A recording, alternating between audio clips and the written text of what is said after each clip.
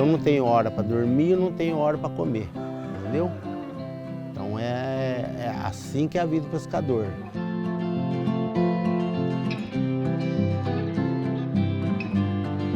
Quanto tempo a senhora é pescadora? Quanto tempo a senhora tem essa rotina aí de Olha, passar horas no rio? Olha, eu tenho 40 anos, no mínimo. Vou botar assim, que eu moro em Paraná e que eu pesco. Sai de manhã, às vezes 5 horas da manhã, sai para ir pescar, né? Para ir também não tem hora para vir embora também, só às vezes chega às 7 horas, 7 e meia, 8 horas da noite, né?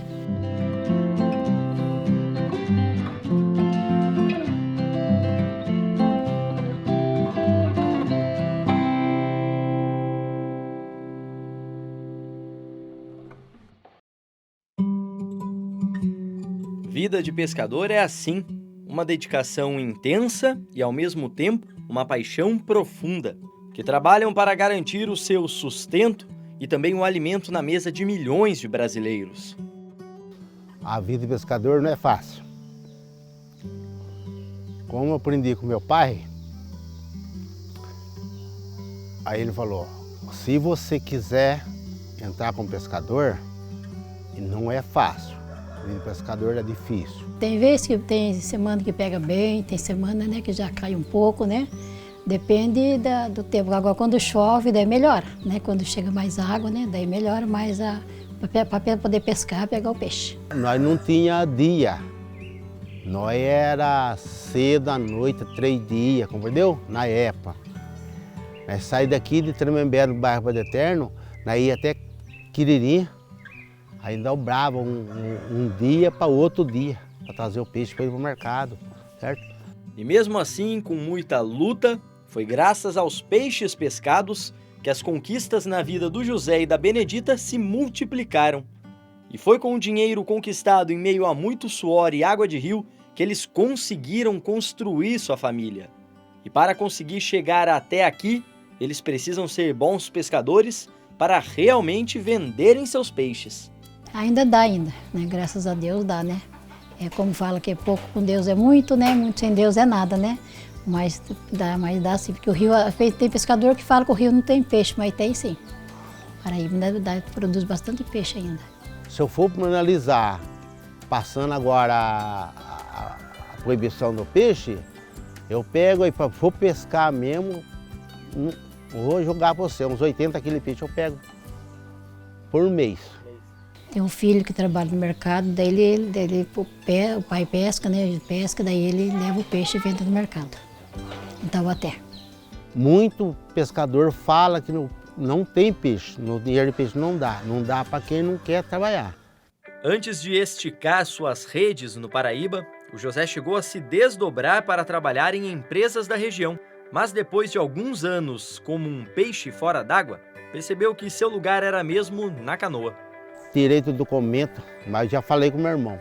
Tirei o documento, bati para São Sebastião, tirei o documento de pesca mesmo São Sebastião, nadei 50 metros de ida e volta lá. Hoje em dia é uma domia, certo?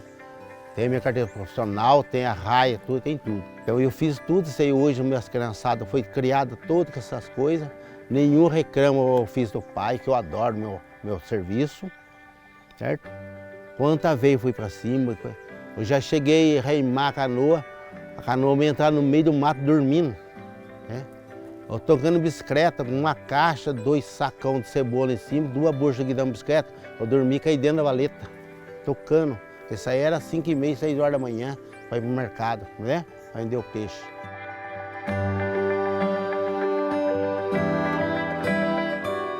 Para mim é uma terapia.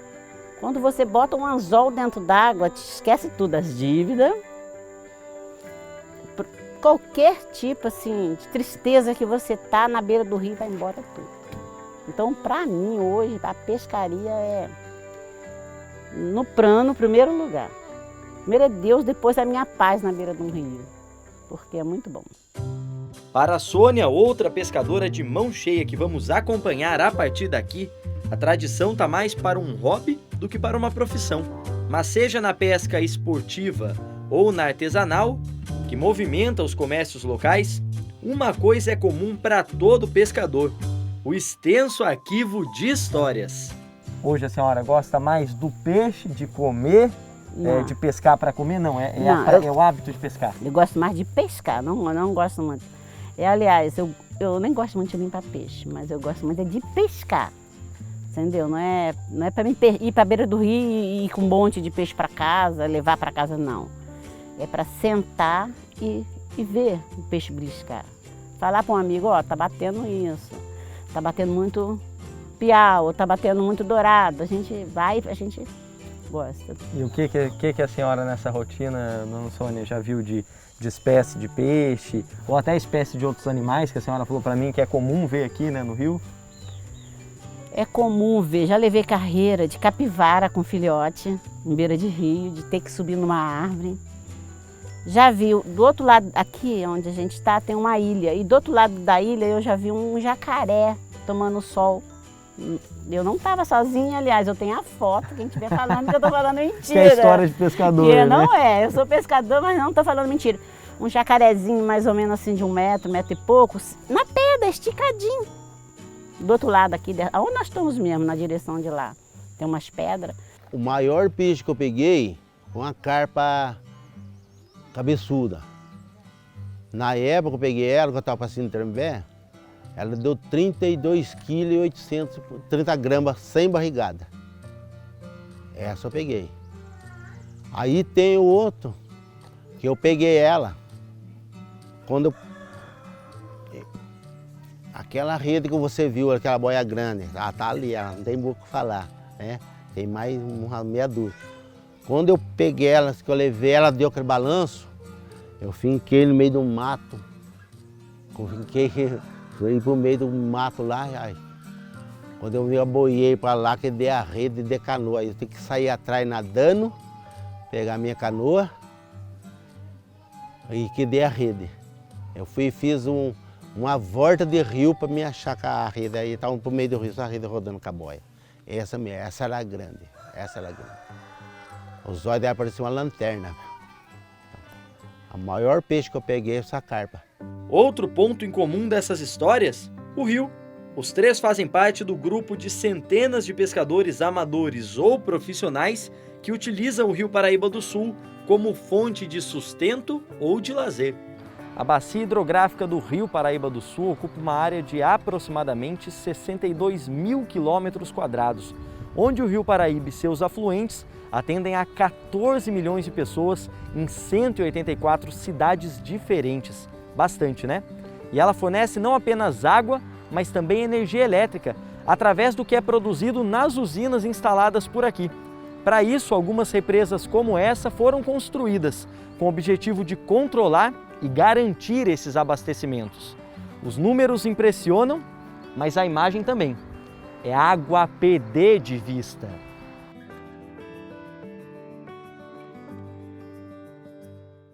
O Paraíba é um rio de integração nacional, né? Ele tem uma importância na história do Brasil, na economia e em outros aspectos, como o religioso, né? As indústrias que estão instaladas aqui. Uma boa parte da economia do Brasil esteve aqui, né? Ou em tecnologia, no período do café, né? E outros períodos que a história nos representa, né? Tem essa importância toda. Barrete faz parte do Comitê de Integração da Bacia Hidrográfica do Rio Paraíba do Sul, o CEIVAP, órgão que atua junto aos poderes e à sociedade para monitorar e conservar as águas que passam por aqui, principalmente para o abastecimento das cidades. Por isso foram construídos reservatórios assim, sendo os 4 principais as represas de Paraibuna, Santa Branca e do Jaguari, no estado de São Paulo, e a do Funil, no Rio de Janeiro. E faz um conjunto de reservatórios ainda com o de Funil lá no Rio de Janeiro, que seria o reservatório equivalente, que é considerado para as transposições que ocorrem no Rio de Janeiro para abastecer através do Rio Guandu a região metropolitana do Rio de Janeiro. Lá ele é responsável por abastecer por volta de 12 milhões de pessoas. No rio, na represa do Jaguari, existe uma transposição mais nova que vai apoiar o abastecimento de São Paulo através do sistema Cantareira, né? Que é que associa assim, mais ou menos uma ideia de estar abastecendo algo em torno de 7 milhões de pessoas. O Rio Paraíba do Sul é um rio federal, né? É o principal rio na região sudeste do Brasil, né? Ele é um rio que atravessa 3 estados, iniciando em São Paulo, né? Atravessando o estado do Rio de Janeiro, passando por Minas e tendo desaguando no mar lá em Campos, no norte de Campos, no estado do Rio de Janeiro ainda, né? É um rio que possui 3 bacias hidrográficas, né? Assim, a bacia hidrográfica do Rio Paraíba do Sul é dividida em 3 grandes áreas, né? O Alto, o Médio e o Baixo do Paraíba. São divisões estratégicas para a gestão das áreas, né? de recarga do Rio Paraíba do Sul. O Rio Paraíba do Sul, ele tem, além de toda a riqueza e biodiversidade associada, ele tem uma das principais funções sociais, que é o fornecimento de água, né? Água doce para o consumo humano. O estado do Rio de Janeiro, ele é basicamente abastecido único e exclusivamente com águas do Rio Paraíba do Sul. Na nossa região, onde a gente está, né, onde o Refúgio do Médio Paraíba está inserido, essa unidade de conservação, tem o município de Barra do Piraí, onde é feita a transposição para o Rio Guandu, ou seja, a gente ainda, além de fornecer água para os habitantes moradores da bacia propriamente dita, a gente ainda tem uma transposição para a bacia do Rio Guandu, que vai fornecer água para grande parte da população da Baixada do Rio de Janeiro. Ela em São Paulo, ela nasce quase na divisa do Rio de Janeiro, município de Areias, né? E aí ele vem em direção a São Paulo, aqui, debaixo desse reservatório, junta-se o rio Paritinga e o Paraibuna, forma o Rio Paraíba, né? E desce até em direção ao Grande São Paulo, município do Guararema, e faz uma curva e volta para o Rio de Janeiro. Então é um C, né? Praticamente entre a nascente e o Rio Paraíba, já quase voltando para o Rio de Janeiro, tem uma distância de pouco mais de 30 quilômetros. E nessa distância ele anda mais de 300. E mesmo com tanta extensão, com tanta água, com tanta vida, a cada ano que passa é mais difícil depender das correntezas do rio. A gente tem a pesca artesanal, né? Dos caiçaras aqui tradicionais, que estão desde a época do Império, né? Da colônia, né? E ao longo do tempo, quando surgiu represas como essa, né? Houve a pesca industrial, né? A gente vê aqui embaixo, né? Uma fazenda de peixe, né? Antes da crise hídrica, aquela planta que a gente fez, aquela instalação, era mais de 5 vezes maior que isso. Com a crise hídrica, a gente pode perceber que o espelho d'água ele atingia uma cota bem mais elevada, então ela era bem mais larga. Isso aí tem um volume de água maior. E agora, como ela está baixa, né, essa água ela não dá uma dimensão suficiente para garantir a pesca num volume assim comercial.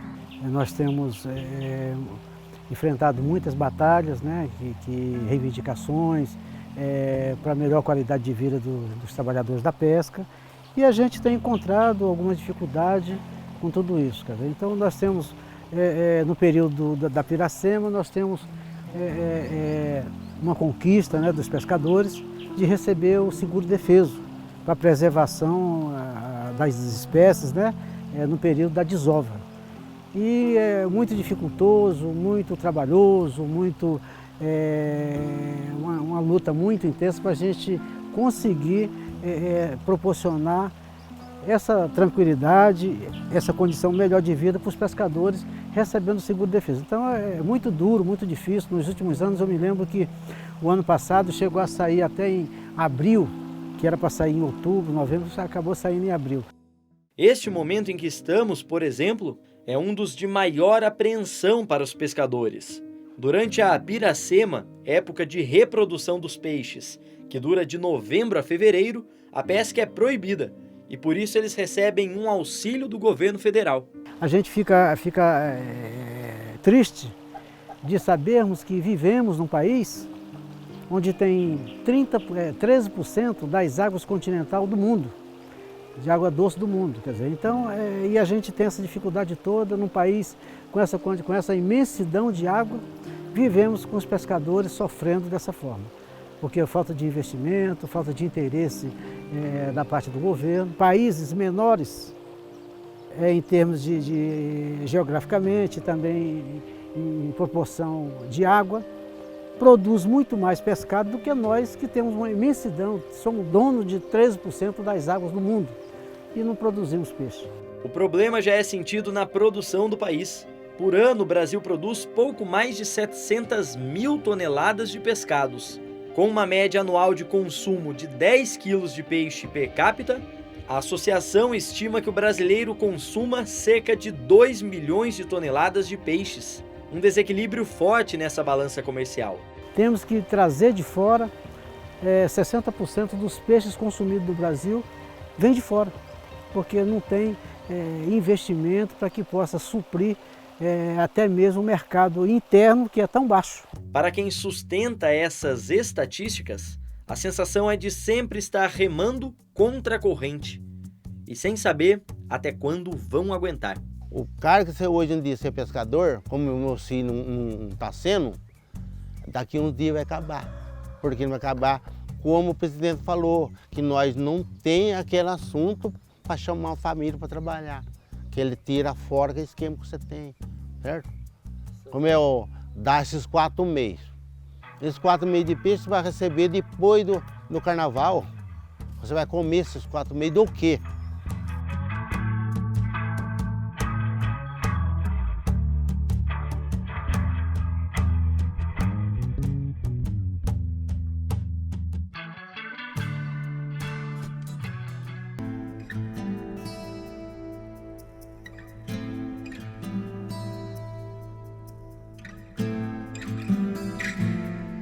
Já pesquei mussum, já pesquei... Não, dourado eu nunca pesquei, mas é meu sonho, ainda vou pescar. Piau, surubi já pesquei, curimba, lambari aos montes. Tudo que tem tipo de peixe que tem nesse rio. Acho que o único peixe que eu não pesquei ainda é um dourado, mas eu ainda vou pescar. O dourado me pescou, mas eu não pesquei porque ele levou minha vara. Tartaruga, já pesquei tartaruga do pescoção. Já pesquei um capacete, você acredita? Um capacete mesmo, que o capacete está lá em casa, capacete de jipeiro. Eu falei, é algum peixe grande. Quando eu vi, era um capacete. O pedaço do nosso vale aqui teve a limpeza também, sabe? Então, em vários lugares para cá, é mais limpo do que para baixo, né? Vai para baixo, porque a gente, quando a gente vai de romaria de barco, né? Da gente vê pedaço, né? Que a gente passado lá da banda da ponte lá. Tem muito esgoto, né? Que desce para o rio. Quando na minha época aí dos 7 anos, era muito incrível. Hoje em dia, tem que ter traçamento de água para cima do Tremembé ali, tá um pouco, melhorou um pouco, só que é ruim. Quando não tinha fábrica, aquela curva era bom de peixe, eu não pego um peixe mais. Que desce um galho, que desce isso, assim, às vezes está na beira, o rio enche e vai embora, leva embora. É da natureza, né? É, da natureza, mas garrafa, PET, aqui embaixo tem tipo assim, um remanso. Se você chegar lá, as garrafas ficam rodando assim, ó, de tanta garrafa PET, fica rodando. As pessoas jogam muito lixo, muito. Nem sempre o que cai na rede é peixe. Em nosso atual ritmo de consumo e desenvolvimento, toda a natureza tem sido afetada por ações predatórias. O que não é diferente nos rios, mas parece ainda mais grave por ser a água a origem de toda a vida do planeta e que, justamente por isso, muitas cidades se formaram no entorno dela. Um problema difícil de resolver. No começo do processo da industrialização, vamos dizer assim, aqui do Vale, né, houve uma geração muito grande, um descontrole na emissão de poluentes e lançamento nos corpos d'água. Isso fez com que houvesse uma diminuição, né, mortandade de peixe.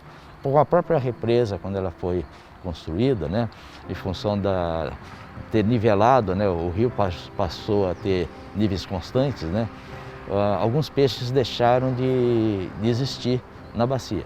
E, ultimamente, existem outros parâmetros, que é o assoreamento, em função da urbanização. Então, Você corta o terreno, a gente vê assim, o terreno nu, já começa a ter carregamento material, o rio acaba sendo assoreado, então ele perde o fundo dele, acaba modificando a dinâmica dele, né? E outra coisa é que com o aumento da poluição, em função do lançamento de esgoto doméstico não tratados, né? A formação de macrófitas. Macrófitas é um termo técnico, que são aquelas algas, aqueles HPs, tudo que formam sobre o espelho d'água, né? E que faz sombra e debaixo dele não tem vida. Que os pescadores são os fiscais ambiental, porque os pescadores, onde você vê, aqui frequenta o pescador, você vê que beleza, tudo limpinho, tudo bonitinho, tudo arrumado. Quer dizer, então nós somos vigilantes ambiental. Eu falo sempre isso. Então, ainda existe esgoto no rio, nos rios existe, ainda existe depredação, existe muito ainda. Mas nós estamos todo dia combatendo e espero que um dia possamos ter realmente uma água de qualidade nos rios e nas represas. Mas a essa altura a diferença vem mesmo quando toda a sociedade passa a assumir seu papel nessa causa. A começar pelo poder público e das instituições de monitoramento das águas brasileiras.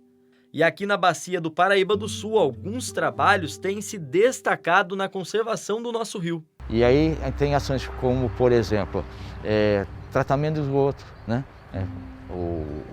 Os comitês financiam o tratamento de esgoto para os municípios, né? Eles financiam coleta de esgoto, melhoria da qualidade da água. Eles estão fazendo ações de revegetação, então boa parte de áreas degradadas, como alguns pastos, você vê assim meio pelado, né? Eles têm uma necessidade, às vezes, de ser recuperado para proteger a nascente e garantir a perenidade das águas. Isso o comitê faz. Existe outro mecanismo que é o pagamento de serviços ambientais, PSA, que é para quem tem uma propriedade que tem nascentes e que ela precisa ser melhorada em termos de garantir mais perenidade da água.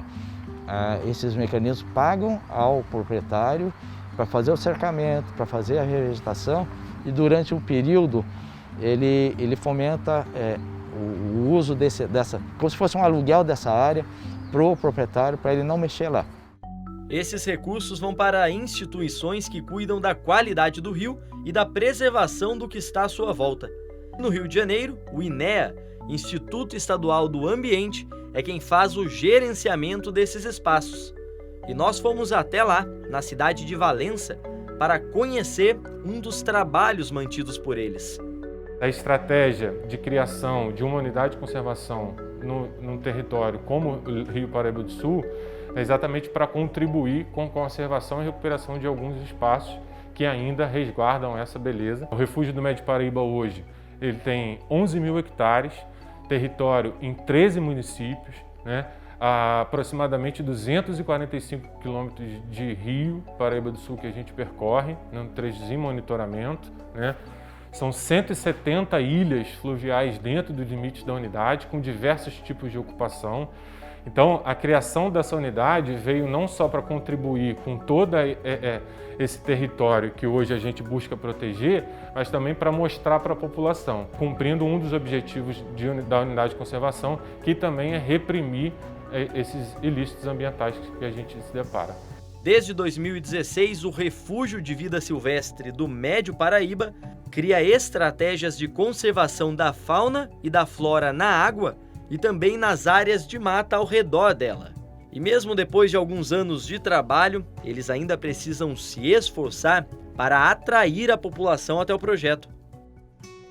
Aquelas imagens com as crianças é um dos trabalhos que a gente tem mais satisfação em fazer, que é trazer a criança, trazer a comunidade, trazer o jovem para conhecer o Rio Paraíba do Sul, ter um olhar sobre o Rio Paraíba do Sul de forma diferente.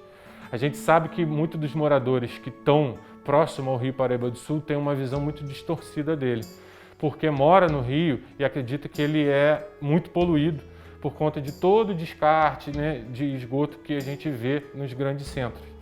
Mas a própria geografia do Rio Paraíba do Sul permite que entre os municípios onde a gente não tem um adensamento urbano, ele recupere aquela qualidade. Então é como ele respirasse de novo, ele toma um oxigênio.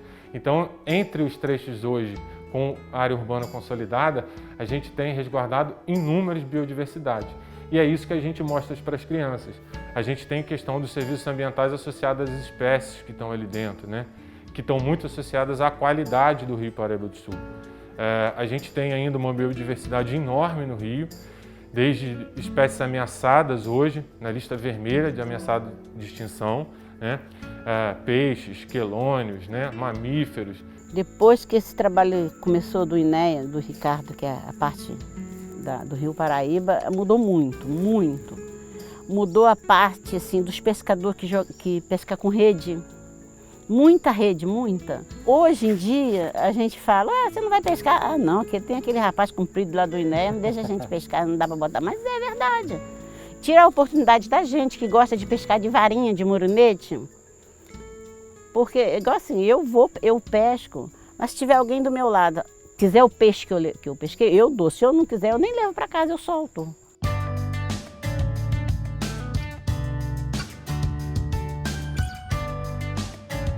Dona Antônia, a gente está contando um pouquinho de história aqui, então vamos fazer o seguinte, vamos dar um passeio no rio agora? Vamos embora. A senhora ir mostrando um pouquinho desses pontos pra gente, então, dessas belezas dessa região. Vamos.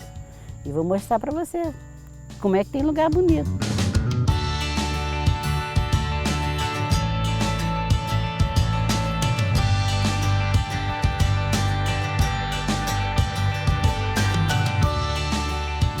Ricardo falava com a gente daquela imagem que muitas pessoas às vezes têm do Rio Paraíba, né? De um rio muito degradado, muito poluído, um rio sujo, e que a gente agora está podendo sentir de perto essa diferença, né? Primeiro pelo clima, pelo ambiente, e aqui, ó, olha a água, limpíssima, perfeito. Acho que é uma transformação poder ter essa experiência. A nossa missão hoje é tentar levar para todo mundo, né? A todos os cantos, que o Rio Paraíba do Sul está diretamente ligado à nossa qualidade de vida, é diretamente ligado à qualidade do Rio Paraíba do Sul, por conta de todos os serviços prestados, e que nós, seres humanos, que somos responsáveis, tanto pela degradação dele, quanto pela conservação dele.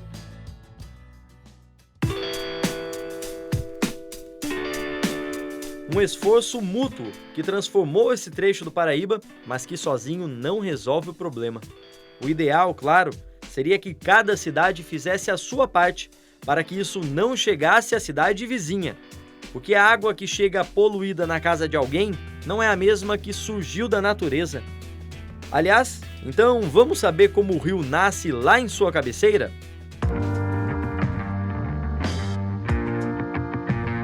O Rio Paraíba do Sul é o encontro dos rios Paraibuna e Paraitinga. Portanto, é apontada como nascente do rio o olho d'água que estiver em maior altitude, no caso, o do Paraitinga. E lá fomos nós, em meio a estradas de terra, buracos e pedras, para a Serra da Bocaina, em Areias. E olha, ir no sentido contrário ao da correnteza de um rio é uma missão difícil até fora da água. Nós estamos agora aqui na Serra da Bocaina, a mais ou menos 1.700, 1.800 metros do nível do mar, para conhecer então onde nasce esse rio tão importante para a nossa região. A gente acessou aqui a esse local pela cidade de Areias, por isso que eu vou conversar agora com o secretário de Cultura e Turismo lá da cidade, né, Ronaldo? Um local que nem é tão distante da cidade, mas por conta da altura, de uma estrada de zona rural, a gente leva um certo tempo para chegar até aqui, né? É isso mesmo, Guilherme. É um local não é tão distante, nós ficamos em média de 29, 28 quilômetros do centro da cidade. Como é a altitude, né, como nós acabou de falar, claro, Guilherme, que é de 1.700 a 1.800 metros de altitude, e o acesso é um pouco difícil, porque é serra, né? E nós estamos aqui nesse local maravilhoso, que é onde nasce esse precioso rio, né?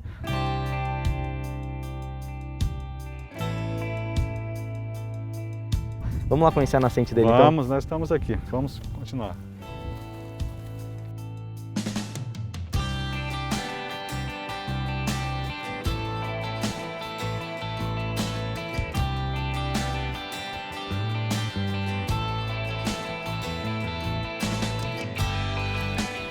Vem fazendo esse trecho de trilha aqui e é bacana perceber como quando chega aqui perto da nascente do Rio Paraíba, a mata se comporta como uma forma de guardiã mesmo, protegendo tudo que está ao entorno aqui desse local tão precioso para a nossa região.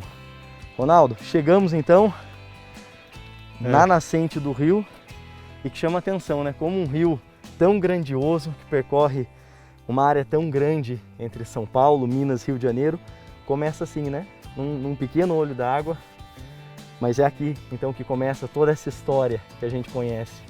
É isso mesmo, Guilherme. Aqui começa o olho d'água, né? Onde toda a riqueza, toda a vida começa aqui. Esse pequeno olho d'água que traz riquezas para todo o vale, né?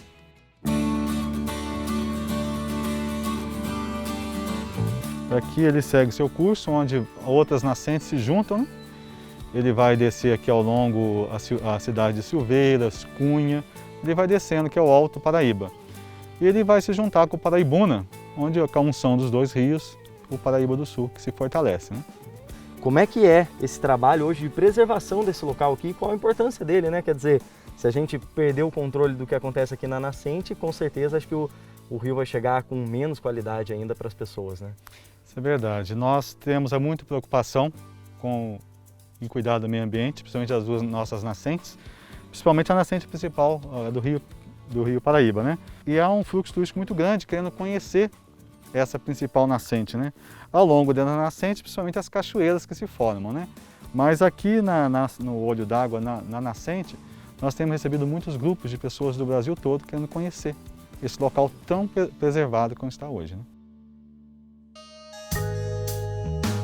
E o que a gente vê aqui ao redor é isso, né? Quer dizer, também é uma área muito rica em espécies de plantas, de animais. Ainda é uma área onde a gente pode ter esse contato íntimo com a natureza? Sim, é uma área que podemos ter. Como eu falei para você, nós temos aqui as árvores, nós temos fungos de coloração mais escuras, avermelhadas, que nos mostra o teor da pureza do ar. O nosso ar aqui é muito puro, como a água, o ar também é puro. E essa mata aqui é uma mata preservada, que ela já está cercada, ela vai ter uma maior proteção daqui a uns tempos. Então eu sempre falo que todos que nos visitarem aqui, eu peço que venha com um coração assim de amor a esse local, ao meio ambiente, que preserve, que não leve nenhuma folhinha, que só leve a saudade e a vontade de voltar de novo. Ronaldo, e a gente sabe que vários locais que a gente passa, às vezes gravando, quando a gente está passeando também, né? Às vezes tem uma mina d'água ou uma outra nascente, as pessoas têm aquela tradição, né? De que se você tomar, você vai voltar em algum momento, né? Você tem que tomar para voltar. Então eu vou fazer isso. Fique à vontade. Sabe, para poder ter outra experiência como essa numa outra ocasião. Que maravilha.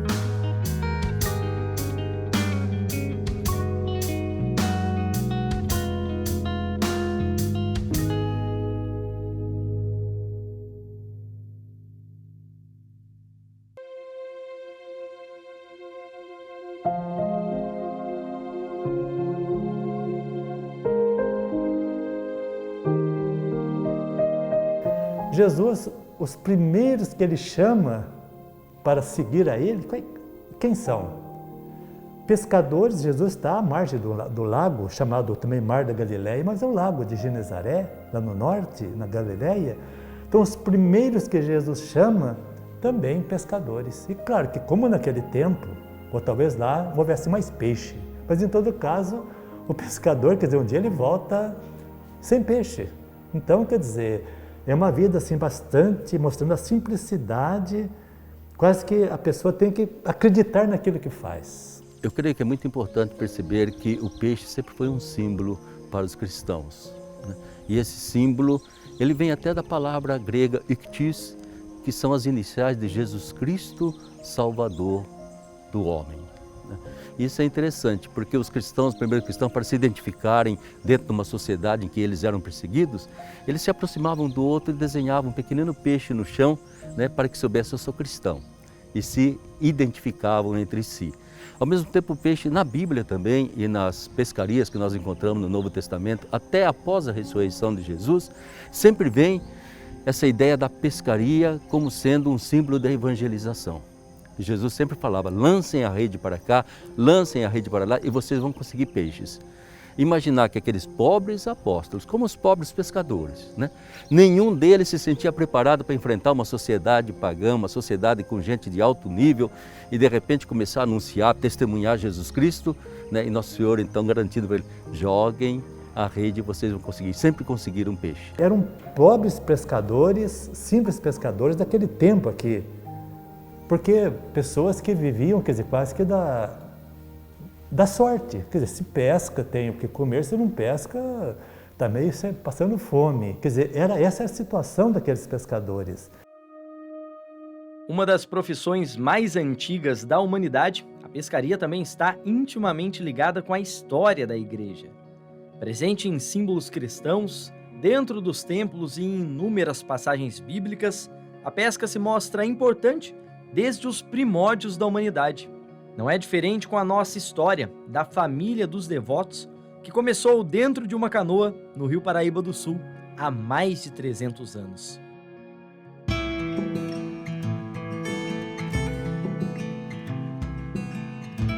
O que representava a atividade da pesca para essas pessoas que moravam nesse bairro, moravam nessa vila? Era uma atividade de subsistência mesmo? Uma vila de pescadores. A criação que eles já tinham ali, uma galinha ou um porquinho. Então, acho que a criação ali era mais o dia a dia.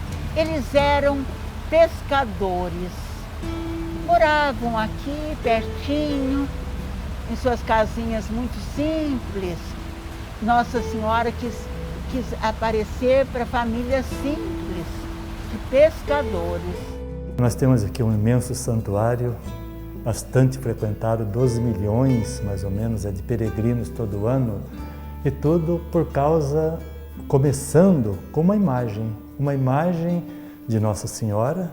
Claro que Nossa Senhora não é, digamos, o centro do santuário, mas ela está ali, a sua imagem está ali, e uma imagem que foi, podemos dizer, pescada no Rio Paraíba em 1717. É muito importante a gente lembrar que Nossa Senhora Aparecida não foi uma visão, né? Ela foi um encontro. Isso é muito bonito porque esse encontro ela não faz com uma pessoa importante, mas ela escolhe 3 simples pescadores, não é mesmo? João Alves, Domingos Garcia, Felipe Pedroso.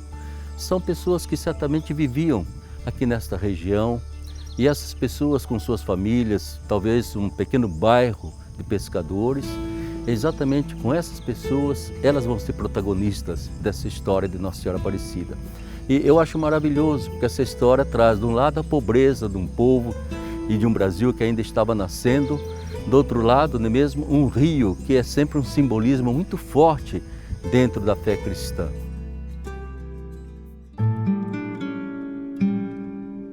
Acho que não tem lugar mais especial para a gente falar um pouquinho dessa história, né, Dona Tereza, do que aqui onde a gente está, né? No Rio Paraíba do Sul. Para falar da importância dele, principalmente dessa história, de como a pesca está muito intimamente ligada à história de Nossa Senhora, né? Já queria que a senhora, então, como a gente sempre bate esse papo, contasse para a gente, né, remontasse, então, como foi aquele dia do encontro da pequena imagem aqui no Rio Paraíba. Então, aqui nesse bairro das Pedras, que hoje chamamos de bairro Itaguaçu, moravam poucas famílias de pescadores. E receberam uma ordem, não um pedido, da Câmara Municipal de Guaratinguetá, para que pescasse muito peixes. Para o Conde de Assumar, que estava vindo, deveria ir para as Minas Gerais e toda a sua comitiva. E eles foram. Olha, Guilherme, é neste local, aqui nessa curva do Paraíba, que então, já cansados, vindo, descendo o Paraíba, cada um na sua canoa, João Alves vê que tem algo diferente na sua rede. Ele puxa a rede e vê que era uma imagem quebrada, só o corpinho da imagem. Não esqueçamos que os índios deram o nome de Paraíba para esse rio para dizer que era um rio podre, um rio que não dava peixe, né? E, eventualmente, nem sempre a época é propícia à pesca, mas eles pescam abundantemente. Eu acho muito bonito que esses 3 homens certamente eram pessoas piedosas, porque eles poderiam simplesmente ter pego aquela imagem quebrada, que tinha sido jogada, sabe Deus onde, e jogar de volta para o rio, que era o que as pessoas normalmente faziam com imagens quebradas. Mas não, eles recolhem, colocam ali no fundo da barca com todo carinho, e vamos continuar tentando ver se nós conseguimos pegar algum peixinho lá para o Conde de Assumar, e que ele possa almoçar peixe no almoço dele. Finalmente, acontece então uma pescaria inesperada, né? E para eles essa imagem quebrada passou a ser um sinal muito forte de que Deus tinha vindo em auxílio deles, tinha ajudado a cumprir aquela missão que tinha sido dada a eles de pescar para o Conde de Assumar. Agora, por que eles guardaram aquela imagem? Será que ela não foi jogada no Paraíba porque estava quebrada exatamente? Mas por que eles mantêm aquela imagem, aquele corpo? Então parece que aqui, podemos dizer, ou é Deus ou é Nossa Senhora, né, que está já, tem um projeto com aquela pescaria. Há aí, desde então, uma bonita reflexão do que nos diz o Evangelho de São Mateus. Eu vos farei pescadores de homens. Desde então, a rainha e padroeira do Brasil, a mãe de Jesus, arrasta milhões de devotos até sua casa pelas redes da fé. Como se fosse lá no tempo dos apóstolos, né?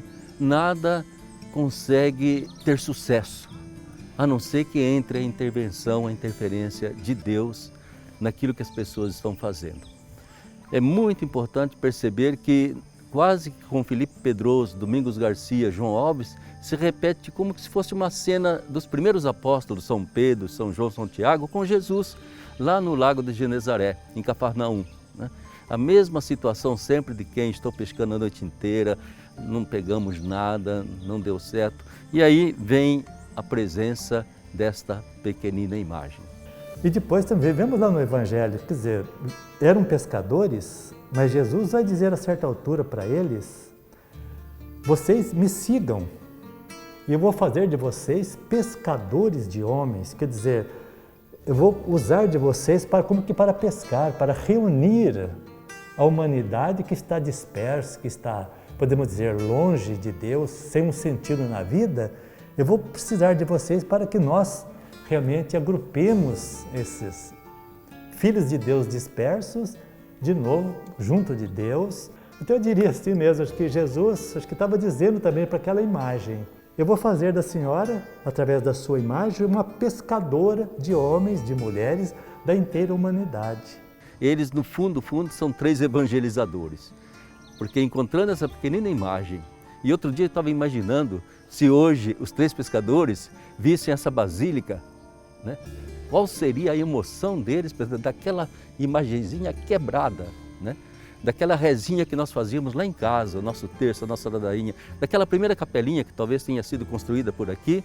De repente essa basílica, essa imensidão, esse número de peregrinos, foram 3 evangelizadores, 3 homens que, através do símbolo de uma imagem de Maria Santíssima, conseguiram realizar um trabalho de evangelização que se irradiou e se irradia até hoje pelo Brasil todo. Mas eles, de certa forma, puderam ver, pelo menos pelos olhos das suas centenas de descendentes que continuam vivendo da pesca, mas que todos os anos vão até a casa da mãe pelo rio.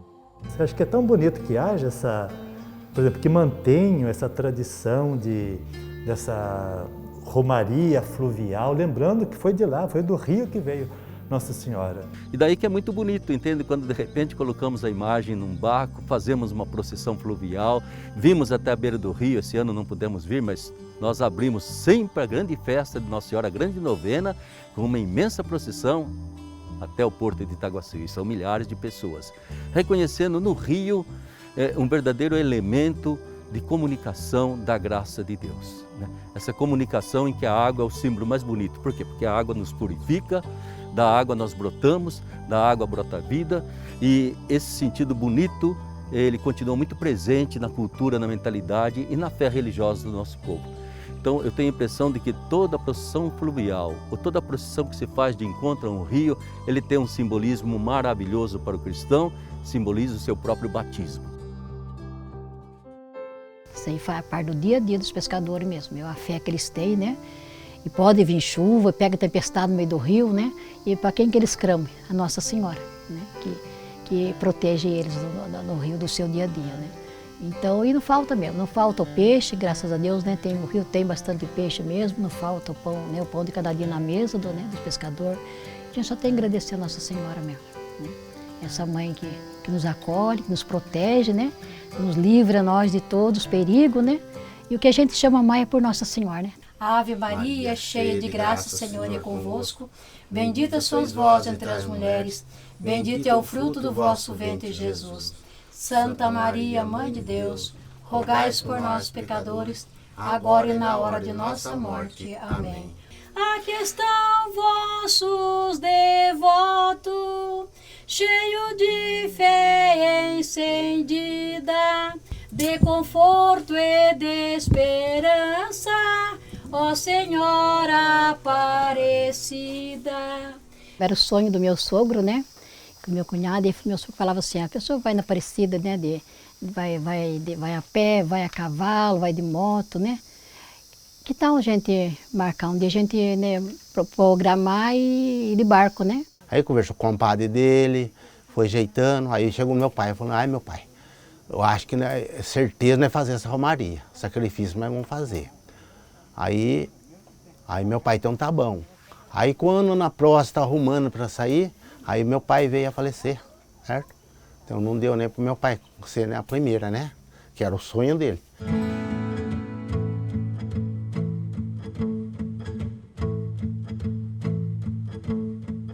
A primeira vez foi com 10 barcos, né? E daí continuou, né? E ele não chegou, o sonho era dele, mas não chegou a participar porque ele morreu um ano antes, né? E daí tá aí, foi a gente, né, todo batalhando também, cada vez juntando mais pessoas também, né, de barco, de canoa, né? Era de canoa mesmo no começo. Aí já teve barco também de motor. E aí foi cada vez mais aumentando as pessoas para ir, né?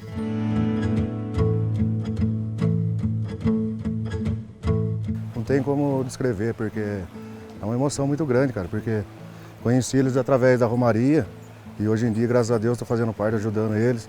Eu estou com 13 anos de romaria já e cada ano sinto mais feliz em ajudar eles. Lá se vão mais de 30 anos percorrendo o trecho do Paraíba entre Tremembé e Aparecida em 7 horas de romaria, debaixo de sol, chuva e no meio d'água. História que começou neste rancho do pai do José para agradecer as intercessões da rainha padroeira do Brasil e também de São Pedro, padroeiro dos pescadores. Geralmente é no dia de São Pedro Pescador, então cai primeira semana de julho e sai lá do Padre Eterno, com destino Aparecida, então 4 paradas, daí tem uma parada que é em Pindamonhangaba, a primeira é na Capela do Tico Pescador, onde ele faleceu, daí tem outra parada que é em Pindamonhangaba, no Bosque, aí depois na Sapucaia, daí chegando finalmente em Aparecida. São 7 horas de remo. Quando chega é uma emoção muito grande, né? Muita gente esperando. Você vem em cima das pontes, a turma esperando com papel picado, com rosa. Aí é bonito demais. Daí chega lá, tem o padre esperando a gente, já faz a benção. A gente sobe em procissão com os andores até na Basílica. Entra por caminho do meio da Basílica e assiste a missa lá no altar mesmo, fechado lá em cima. É uma benção, gostoso mesmo. É muito uma fé tão grande. Outra coisa, você passa a beira do rio, as pessoas tudo, né, agradecendo. Tem pessoa que a mulher foi curada do câncer, sabe? E um ano que a gente passou lá, outro ano ela estava lá com rosa para agradecer, né, Nossa Senhora e São Pedro pela cura do câncer. Então a gente tem muita história, sabe, pelas beiras do rio, né, das pessoas. E isso aí incentivou cada vez mais a gente, né? Emoção forte mesmo, só quem está dentro ali remando que sabe como é que é. Então a gente só tem que agradecer a Deus e a Nossa Senhora, né? Porque São Pedro é o protetor dos pescadores, né? E Nossa Senhora também que providencia também o sustento do dia a dia, né? Do peixe no rio, né? A primeira parada é sempre diante dessa capela, em frente ao trecho onde o irmão do José, também pescador, foi encontrado morto em 2006. Uma forma de honrar a memória daqueles que já se foram, mas também de prometer a eles a manutenção dessa história. Mas o resto aí não vão tocar, o resto da nossa vida para frente. Se eu for, quem vai ficar tocando é meus filhos. Isso aí representa tudo para mim. Eu saio pro rio, Tá comigo. Só isso aí.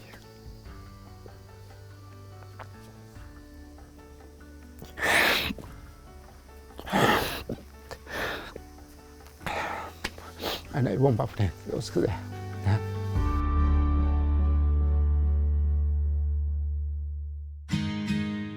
E assim a profissão, as tradições e a devoção popular, que emergiram muito antes da nossa geração, vão se mantendo, graças à dedicação, à fé e ao empenho de todas essas pessoas com as quais conversamos. Mas para que os pescadores, seus costumes e os nossos rios sejam protegidos, ainda é preciso que mais pessoas sejam fisgadas pelo anzol da conscientização.